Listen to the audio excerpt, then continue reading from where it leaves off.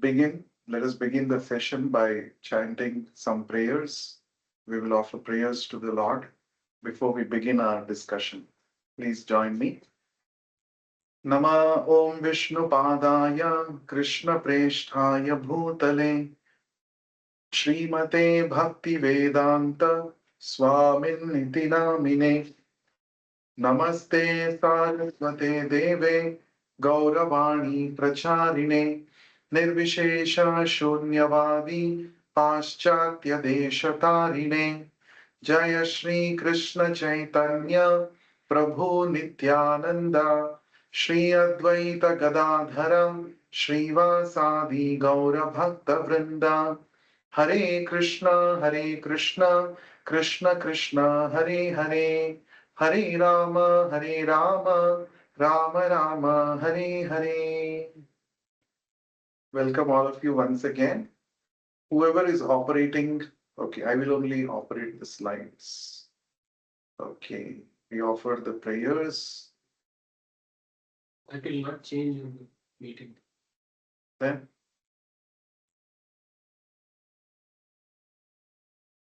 The presenter initial is you say only you can.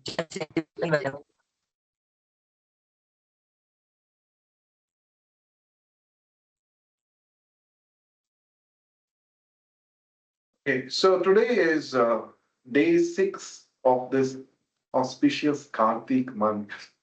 And every day, as usual, today we will also be meditating on the Damodarashtaka. So today we will be meditating on two more lines of the second stanza of the Damodarashtaka. So first, let us hear the song. We have a nice audio clip. So let us hear the song before we proceed. This is not changing in the meeting. No, you know you do properly. Can we play the song, please?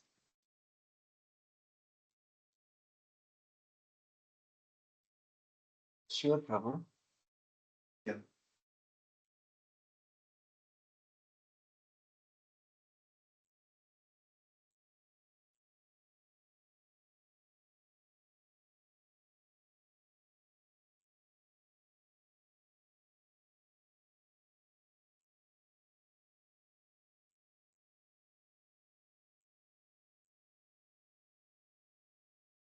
Yeah.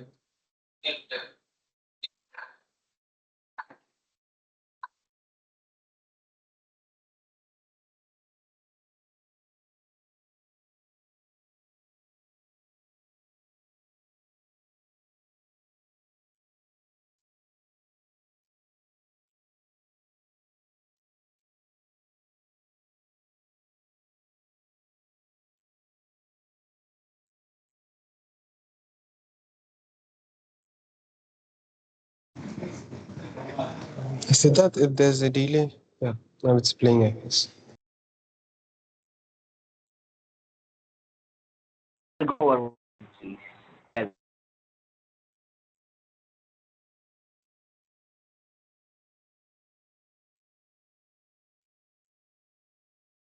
Yes. So now we have heard the song. Can we go to the next slide, please? Siddharth?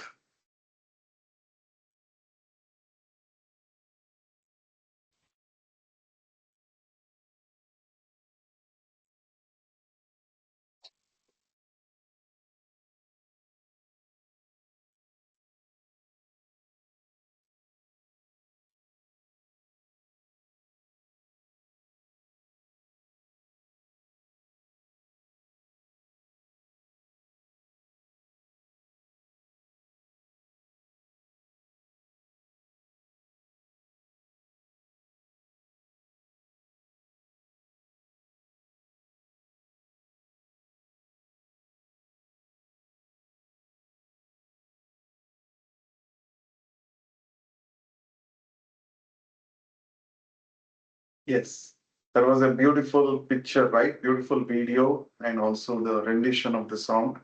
So this was, can we go to the next slide, please? So This was the second stanza of Damodarashtaka, which we sang just now. Next slide, please, after this video. Next.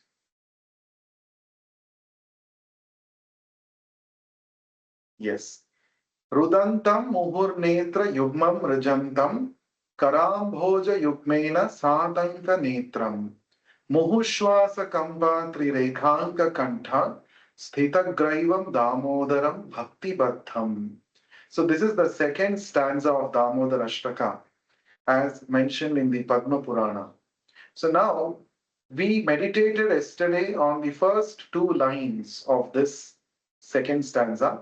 Now we shall be discussing about the last two lines, the third and the fourth line of this second stanza.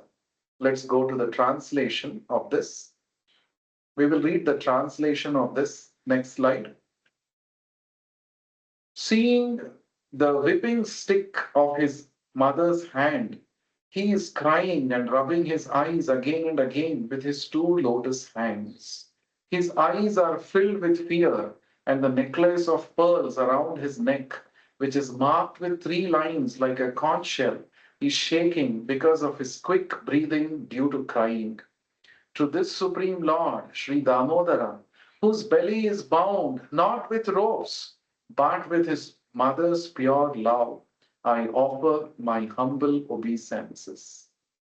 So, what a beautiful description, isn't it?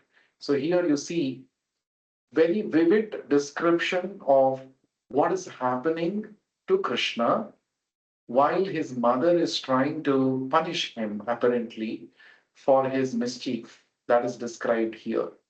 Let us go to the second part of this, the second stanza, the third and the fourth line. Let us see now. Can we go to the next slide, please? Muhushvasa kampa trirekhanka kantha. Muhuhu means again and again. We have seen this word muhu again in the same stanza. Rudantam muhur netram. Muhu means again and again. Shwasa kampa. Shwasa means quick breathing and sighing. So Krishna is quickly breathing. Muhushwasa. And because of his quick breathing, what is happening? Kampa. There is a tremble. There is a trembling of what? Rekhanka Kantha. His neck, which is marked with three lines, just like a conch shell. His neck is actually trembling because of his quick breathing. So, this is a very vivid description. The beauty of Sanskrit language is in a few words, a lot of description, a lot of information can be, can be conveyed. So you see here, Muhushwasa, he is breathing heavily again and again.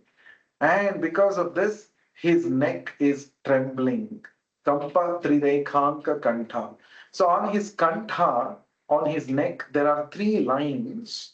And those lines are also moving because of the trembling of his neck. Let us go to the next part of this. Next slide.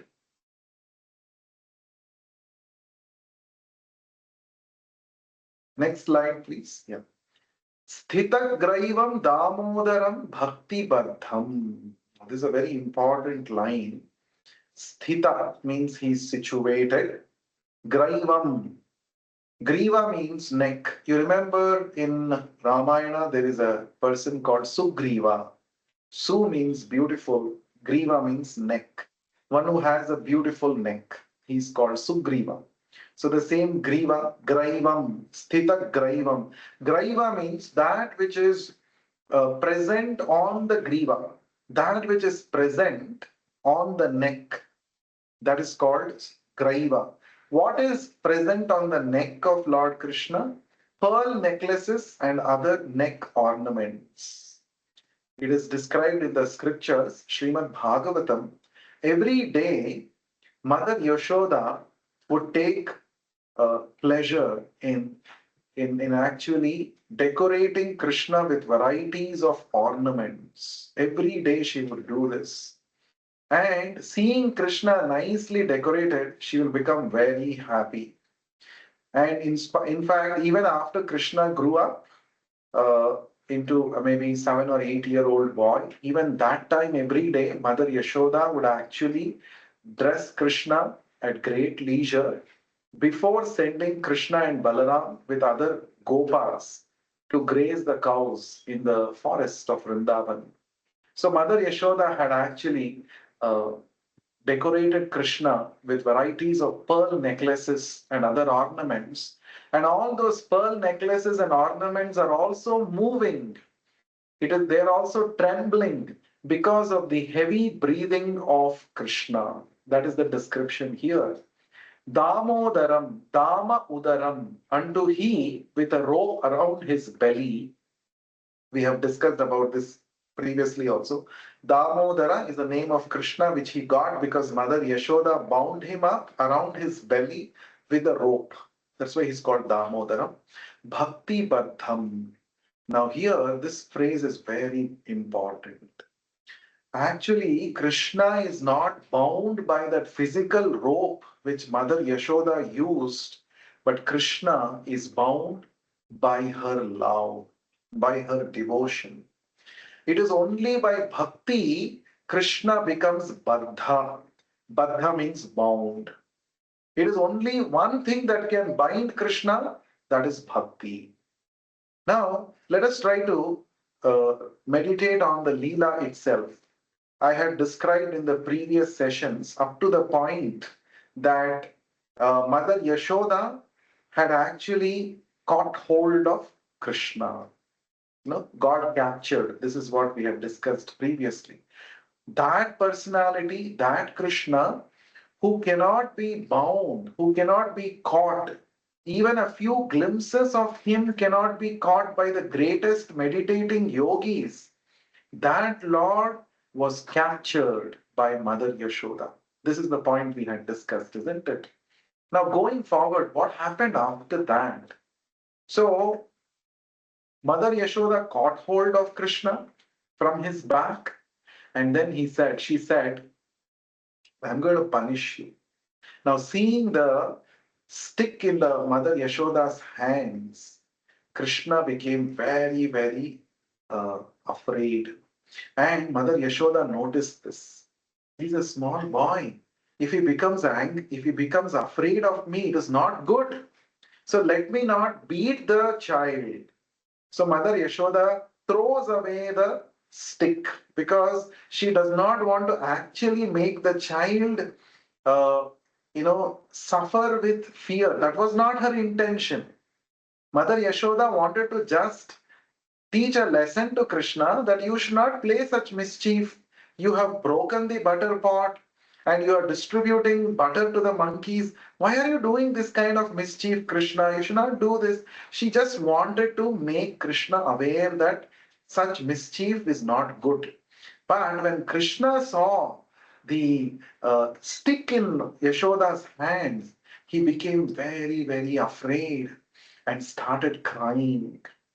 Rudantam. This is what we have read, no, in this shloka, in the beginning of the second stanza. Rudantam muhur netra yugmam rajantam. So Krishna is crying, but so seeing this, Mother Yashoda became a little compassionate. Oh, let us not make this child cry more.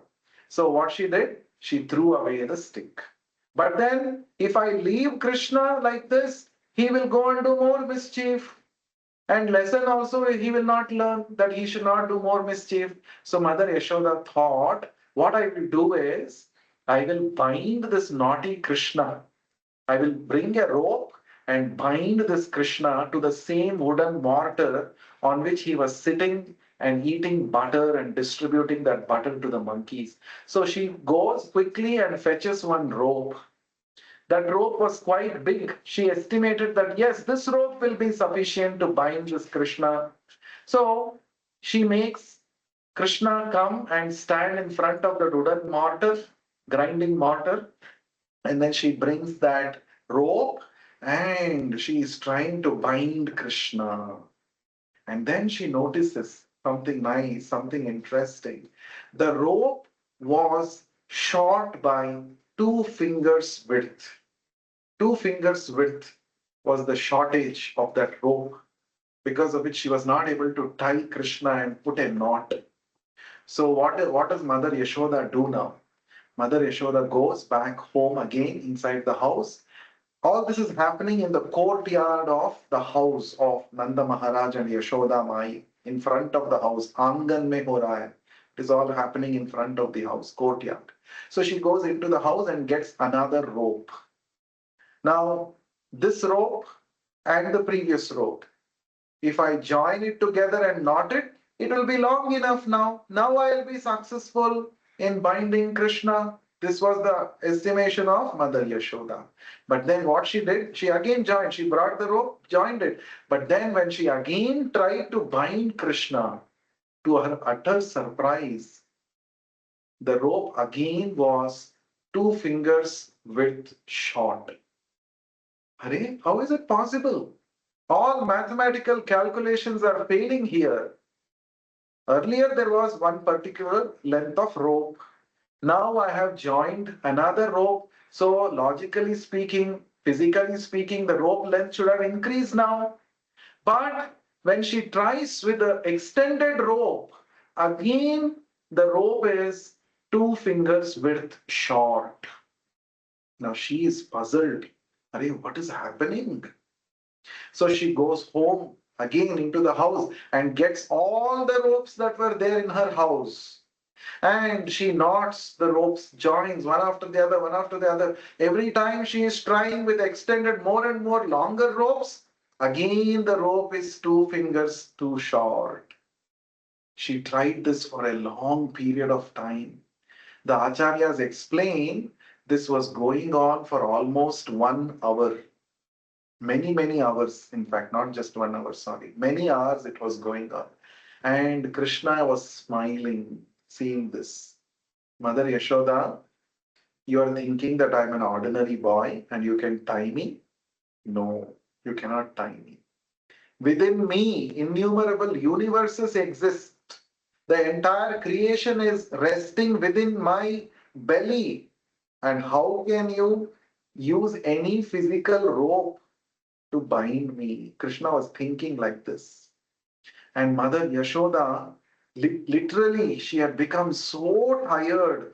Her whole face was covered with perspiration, sweat, because of the hard labor. First of all, she had to run behind Krishna and catch hold of Krishna.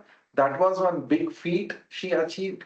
Now that she had caught Krishna, she is trying to bind him. She is extending the rope again and again. She is tying more and more ropes, knotting them. But still, every time the rope is short by exactly 2 inches, 2 fingers width. So Mother Yashoda was so tired and she was puzzled. But amidst all this, Mother Yashoda was also enjoying the fun. The Bhagavatam says Mother Yashoda was also mildly smiling, but she had actually become very tired. She had become very tired. And not only Mother Yashoda, there were other neighboring ladies. They had also come to see the fun, and they were all making fun of Mother Yashoda. They were teasing Mother Yashoda. See, we used to bring complaints to you, no, Mother Yashoda. We used to bring complaints that your son is so naughty. He comes to our house every day and steals butter. We were complaining, and you were not at all believing our words. Now you see, the prankster right in front of you, he's doing what kind of mischief? I don't know, he has some yogic powers or what. He's not allowing you to bind him from past so many hours you're trying. And he is impossible kid. He's the most notorious of all the kids. Like that, they were teasing Mother Yashoda. And Yashoda also, now it is Izzat ka sawal. In front of the neighbors, my son is making me, a butt of joke. He's making me, he's humiliating me. So she is also now emotionally also affected. Now physically also, see, she is actually affected because of the labor. She is very tired.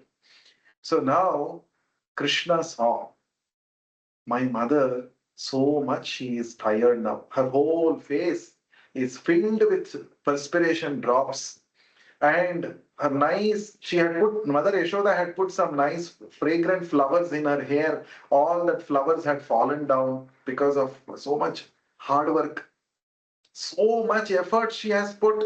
And finally, Krishna saw that Mother Yashoda is putting so much efforts. Now let me get bound up. So Krishna agreed to get bound up. Then Mother Yashoda was able to bind. So from this, what is the lesson we learn? Somebody asked the question, why two fingers width? What is the speciality of these two fingers? The whole mystery of this Damodar Leela lies in these two fingers only. The two fingers shortage, I told you, know that one. What is that? The Acharyas explain. The Acharyas are self-realized souls who have direct relationship with Krishna. They have realized Krishna. So they explain, they write commentaries on the verses of Bhagavatam. And the Acharyas, they are pure devotees. They say these two fingers, what is Krishna teaching us by these two fingers? Krishna is teaching us that to actually get access to Krishna, two things are necessary. The first one is our cheshta, our endeavors to demonstrate that Krishna, I am interested in you. Like we say, right, in Bhakti Yoga, we say every day you have to chant the holy names of the Lord in a fixed number of times. You should have a commitment. This is called our cheshta, our sadhana, our efforts to please Krishna. That is our first finger. The second finger is our efforts alone is not sufficient to attain Krishna. One more important thing is required. What is that? The second one is called Krishna's kripa. Kripa means mercy. His mercy is required. Our efforts coupled with His mercy, these two together, when we achieve, then we can bind Krishna with our bhakti. We can achieve Krishna. Such a beautiful lesson Krishna is teaching us. First is our efforts. We put our efforts. We do sadhana. So, what are the activities of sadhana that are recommended in the Bhagavad Gita, in the scriptures? First thing is chanting of the holy names of the Lord. In this Kali Yuga, it is said that Krishna has incarnated in the form of the Hare Krishna Maha Mantra. Anybody who chants the Hare Krishna Maha Mantra with attention, with bhakti, he actually is getting in touch with Krishna directly. He is becoming purified. So that is the first finger, our sadhana. So sadhana is chanting Hare Krishna mantra, then reading, trying to understand the scriptures like Bhagavad Gita from with the help of devotees. The third thing is observing such vratas which are recommended in the scriptures, like we are all observing this Kartik Damodara Vrata. That every day I will sing Damodarashtaka and I'll offer a ghee lamp to the Lord.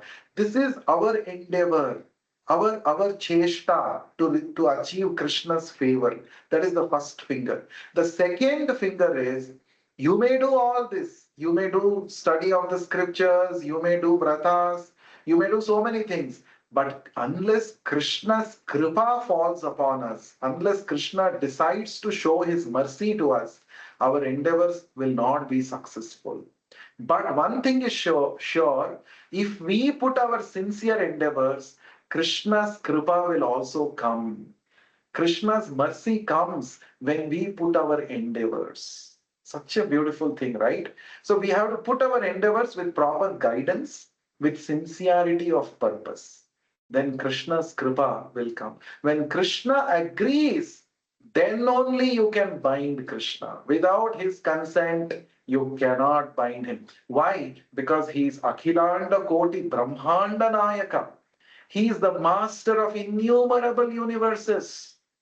Krishna himself declares in the Bhagavad Gita, Bhoktaram Yajna Tapasam Sarvaloka Maheshwaram. Krishna says, I am Sarvaloka Maheshwaram. I am the supreme controller of innumerable lokas, innumerable planetary systems, of innumerable universes. Now, without his consent, can you bind him? Could Mother Yashoda herself bind Krishna without his consent? Not at all. Once Krishna was convinced that Mother Yashoda has put sufficient efforts, then Krishna became a little compassionate. Why trouble my mother so much? Yashoda Maya. Okay, now I'm agreeing. And all of a sudden, that rope became longer, and Mother Yashoda was able to bind Krishna miraculously. That is why in the shloka, the last word says Bhakti Baddham. Krishna was bound not by that physical rope, but he was bound by the love, affection, devotion of Mother Yashoda.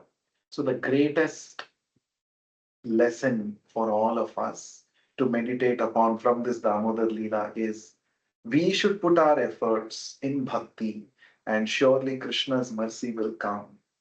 Not only in bhakti, in any walk of our life, wherever you want to attain success in your life, these two things are very, very important. Put your efforts and await for the Lord's blessings. This is what Krishna tells, isn't it, in the Bhagavad Gita famous shloka? Karmanye vadhikaraste ma phaleshu kadachana ma karma phala hetur bhur ma te sangostva karmani. Krishna says, you have a right to perform your prescribed duties, but you are not entitled to the fruits. Until I sanction, you will not get the fruits of your labor.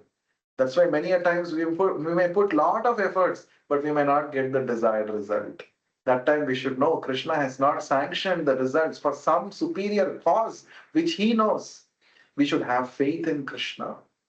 If Krishna gives me the result as per my expectation, or Krishna does not give me results, in both, Krishna is actually doing a favor to me, right? Because Krishna knows what is best for us. So surrendering to Krishna, taking up bhakti means putting our efforts and depending on Krishna for the results. Whatever results Krishna gives, we should be happy and satisfied because Krishna knows what is best for me, when to give me, how much results, and how that Krishna knows. So we should have this faith. So let us inculcate this faith in our daily life. Let us not become, discouraged when results don't come. Let us not become depressed. We should have full faith in Krishna. Let me put my sincere efforts, and Krishna will surely give me the best. So let me depend on His mercy. So this is the lesson that we should meditate upon, we should carry home from this sweet Leela of Damodara pastime. Now let us do our cheshta of chanting the holy names and seek the mercy of the Lord. The easiest way to seek the mercy of the Lord is to chant the Hare Krishna Mahamantra. Request all of you to chant along with me for just 1 minute. We will chant for about 11 times before we end today's session. The mantra is displayed on the screen. Let us all together chant. Hare Krishna, Krishna Krishna, Hare Hare, Hare Ram, Ram Ram, Hare Hare. Hare Krishna, Krishna Krishna, Hare Hare, Hare Ram, Ram Ram, Hare Hare. Hare Krishna, Krishna Krishna, Hare Hare, Hare Ram, Ram Ram, Hare Hare. Hare Krishna, Krishna Krishna, Hare Hare, Hare Ram, Ram Ram, Hare Hare. Hare Krishna, Krishna Krishna, Hare Hare, Hare Ram, Ram Ram, Hare Hare. Hare Krishna, Krishna Krishna, Hare Hare, Hare Ram, Ram Ram, Hare Hare. Hare Krishna, Krishna Krishna, Hare Hare, Hare Ram, Ram Ram, Hare Hare. Hare Krishna, Krishna Krishna, Hare Hare, Hare Ram, Ram Ram, Hare Hare. Hare Krishna, Krishna Krishna, Hare Hare, Hare Ram, Ram Ram, Hare Hare. Hare Krishna, Krishna Krishna, Hare Hare, Hare Ram, Ram Ram, Hare Hare. Hare Krishna, Krishna Krishna, Hare Hare, Hare Ram, Ram Ram, Hare Hare. Thank you so much for patiently listening, attending the session. So request you to please join me every day at 9:15 p.m. During this auspicious Kartik month, we are going to meditate on this beautiful prayer, Damodarashtaka. As I mentioned, there are so many deep meanings, inner life lessons hidden in these words of Damodarashtaka, and we'll be unlocking them word by word. So we have completed the 2 stanzas out of 8 in this Damodarashtaka. From tomorrow, we are going to begin the 3rd stanza, and every word, every line has got a lot of lessons for us. So please do not miss. And also, please try to chant the Hare Krishna Maha Mantra every day, at least one mala. One mala will not take more than 8 minutes. This is the best thing to do, especially during this auspicious Kartik month. So now we are open to questions. If anyone has any queries, any questions, please feel free to unmute yourself and ask your question or your comment.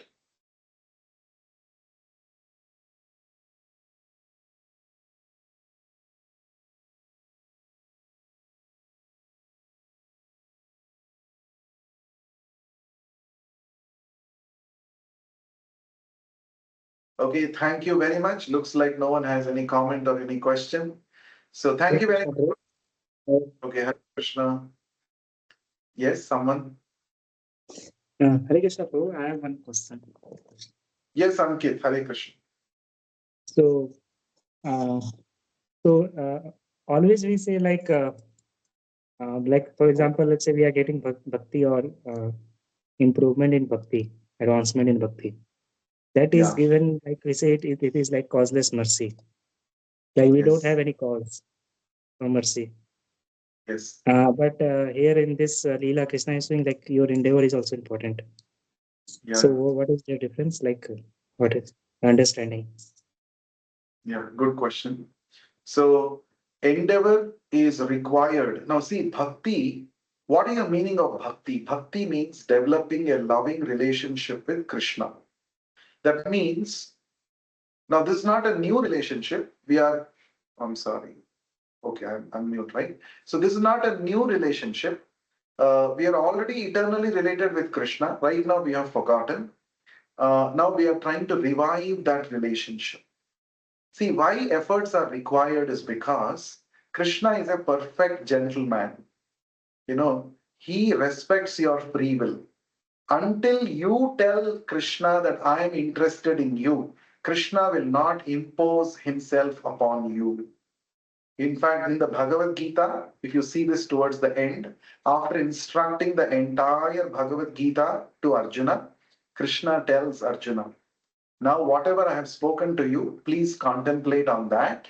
Please think about it and make your own decision. Yathechasi tatha kuru. Bhagavad Gita is the only holy book in the entire world, in the entire mankind, where God is saying, I respect your choice. Because I have told you, because I have shown you Vishwarupa, you should not decide what I am saying. You should not do what I'm saying. You decide. Okay, just because I have spoken and I have told that I am the Supreme Lord and I have shown you the Vishwarupa, therefore, Arjuna, you should do what I said. Krishna is not imposing like that. He's not imposing his things on Arjuna. He's saying, Yathechasi tadha kuru. I respect your choice. Whatever you feel is best according to you, you please make that choice. Right? That means Krishna is very, very sensitive to our choices, our free will. He never interferes. Now, in bhakti, when we say you chant Hare Krishna mantra, you're putting endeavors, you're putting efforts. What are these endeavors and efforts of bhakti indicating? It is indicating to Krishna that Krishna, yes, I am interested in you. Yes, I am interested in having a loving relationship with you. For so many lifetimes, I had forgotten you. Luckily, this lifetime, I have got association of devotees. I have understood the purpose of human life. I want to have relationship with you. I don't want to forget you. These are the communications that we are passing on to Krishna by putting our endeavors by in sadhana bhakti.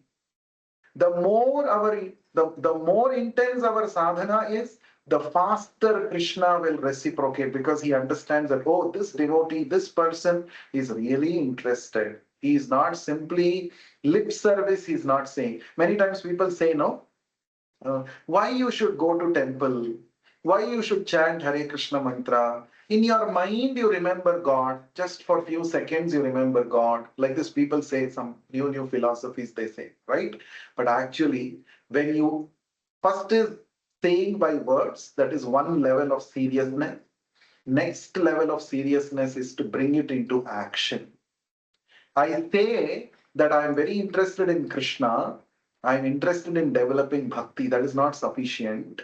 You have to do it with your endeavors. Physically, you have to demonstrate that yes, I am interested in you, Krishna. Only then Krishna will reciprocate and he will start involving in your life. So Krishna tells this in the Bhagavad Gita. Those who engage in my bhakti activities, to them I give the intelligence by which they can make the right choices in life and quickly overcome all obstacles and attain the perfection of human life. Krishna says this in the 10th chapter of the Bhagavad Gita. Dadami buddhi yogam tam. I give the intelligence. So when we are putting our efforts, it is a very clear-cut communication to Krishna that, my dear Lord, I'm actually interested in you. That's why every day I'm spending time for you. I have got some intelligence now by studying Bhagavad Gita, your words, by the instructions of the spiritual master. I have got some intelligence, so I'm actually interested in you. So this is the communication. So that's why cheshta, endeavor is required. And we should not think that just by our cheshta we can attain Krishna. No. Our cheshta is very insignificant, right? But those baby steps that we put towards Krishna, Krishna becomes very happy. Oh, yeah, he's interested. He's trying his best. Even though mind is agitated, so many difficulties, disturbances, past habits, in spite of that, this devotee is trying to chant attentively. So when Krishna sees this over a period of time, when we are demonstrating this seriousness, then he sends his causeless mercy. So that mercy is causeless. It's not that because of our sadhana that mercy has come. No, our sadhana, our endeavors are only indications to Krishna that I need you, Krishna. I'm interested in you. Then Krishna sends up his causeless mercy because his reciprocation is always much more than what we can expect. That's why it is said you put one step towards Krishna, Krishna puts 10 steps towards you because he's more eager than us to actually help us. He's more eager to help us than ourselves. So his reciprocation is always much more than what we actually deserve. So that's why it is called causeless mercy. So hope that answers your question, Ankit.